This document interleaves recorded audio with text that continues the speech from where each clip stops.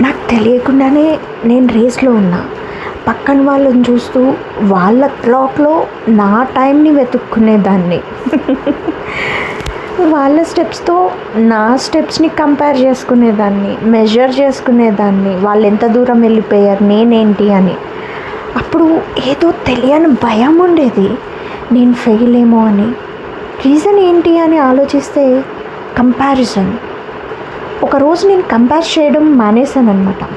Then I felt very relaxed, breathing easy అయింది. But I still want run. కానీ నా పేస్లో నేను ఉండాలి. వాళ్ళ స్పీడ్ నాకు డెఫినేషన్ కాకూడదు. అందరూ సేమ్ ట్రాక్లో ఉన్నా అందరికీ సేమ్ టైమింగ్ ఉండదు. నేను రేస్లో ఉన్నా, బట్ కంపారిజన్ చేసుకోవడం మానేశాను. జస్ట్ నా గ్రోత్ని క్యాలిక్యులేట్ చేసుకున్నా. విన్ అయినా అవ్వకపోయినా స్లోగా ఉన్నా నేను నా జర్నీని, నా లైఫ్ని కంటిన్యూ చేస్తా. That's enough. సో లైఫ్లో కంపారిజన్ చేసుకోవడం మానేస్తే మన పని మనం చేసుకుంటూ హ్యాపీగా ఉంటాం. మన ప్రోగ్రెస్ ఏంటనేది రోజు రోజు మనం చూసుకునే దానిలో మనకి తెలిసిపోతుంది. వేరే వాళ్ళతో అవసరం లేదు.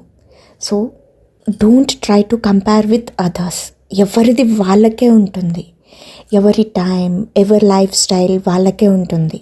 కాబట్టి పక్క వాళ్ళ గురించి మానేసి మనది మనం ఆలోచించుకుంటేనే బాగుంటుంది. లైఫ్లో ముందుకెళ్ళగలుగుతాం.